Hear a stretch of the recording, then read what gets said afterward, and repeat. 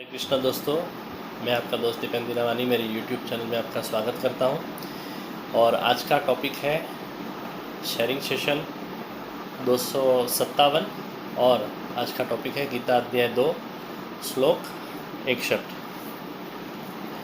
तानि सर्वाणि संयम्य युक्त आसीत मत्परः वसेहि यस्येन्द्रियाणि तस्य प्रज्ञा प्रतिष्ठिताः। इसके लिए साधक के लिए ज़रूरी है कि वो खुद इस समस्त इंद्रियों को वश में करके समाहित चित्त हुआ मेरे परायण होकर ध्यान में बैठे, क्योंकि जब तक पुरुष की इंद्रियां वश में है, क्योंकि जो पुरुष की इंद्रियां वश में है उसकी बुद्धि स्थिर होती है। विपश्चित बोले तो ज्ञानी और यथार्थ बोले तो प्रयत्नशील, दोनों का समन्वय होना चाहिए। ज्ञान के बिना प्रयत्न और प्रयत्न के बिना का ज्ञान सफल नहीं होता है।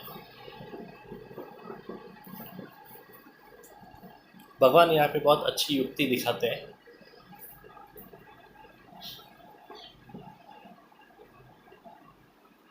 तानि सर्वाणि संयम्य, यानी तुझको दी हुई शक्तियों को वापर के तू संयम रख और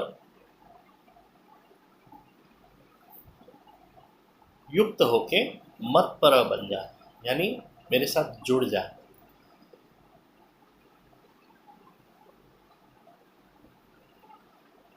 यत्न करने के बाद भी कुछ लोगों का मन इंद्रियां खींच लेती है। विश्वामित्र और व्यास शिष्य जैमिनी उसके उदाहरण है।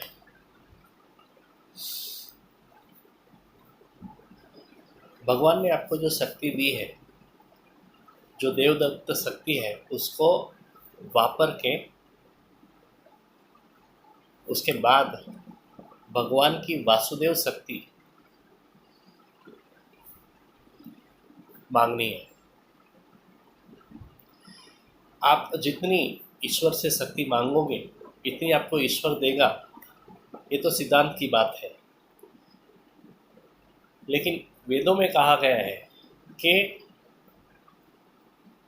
जब तक आप थकते नहीं हो तब तक देव आपकी सहायता नहीं करते। तो God helps those who helps themselves.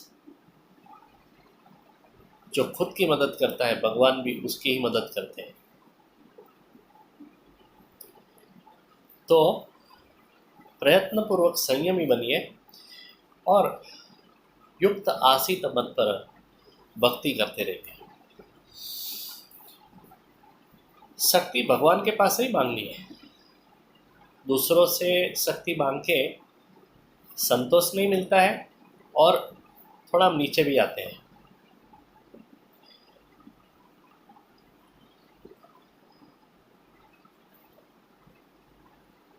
मांगने की उत्कृष्ट कला देने में रही हुई है।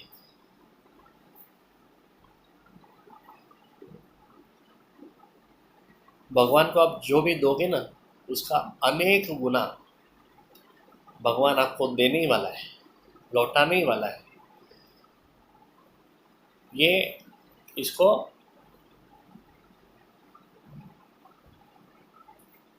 समर्पण शक्ति कहते हैं। स्त्री अपने पति से मिलकत नहीं मांगती है, लेकिन वो अपना सर्वस्व पति को अर्पण कर देती है। फिर जो भी है वो सब उसका ही हो जाता है। पति का जो भी है ना वो सब उसका हो जाता है।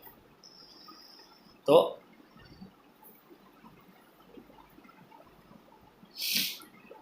जो देता है ना उसे बिना मांगे सब कुछ मिल जाता है।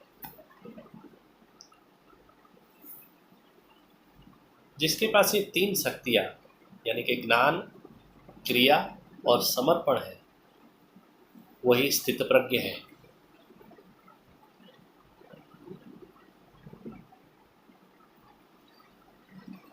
भगवत भक्ति और ईश्वरानुकूल जीवन, ईश्वर के अनुकूल जीवन, इसके बिना जीवन कच्चा और अधूरा ही है। समर्पित मनुष्य की मदद किए बिना ईश्वर रह ही नहीं सकते हैं। उसकी आपत्ति ईश्वर खुद की आपत्ति समझ के उसको दूर करते हैं।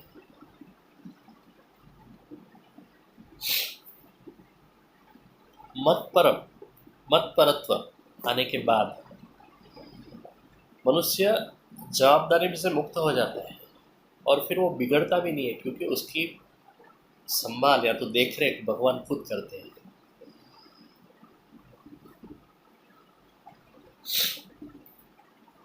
यहाँ पे भगवान शिक्षक की भूमिका में बैठे हैं। इतनी टोच की स्थिति बताने के बाद भगवान फिर नीचे उतरते हुए इंसान को, यानी कि मनुष्य को क्या परेशान करता है उसके बारे में समझाते हैं। कामना अगर परेशान करती है तो उसका मूल क्या है और मनुष्य का अधपतन कैसे होता है, उसके बारे में हम आगे बात करते हैं। तो उसका पारायण करके रखेंगे।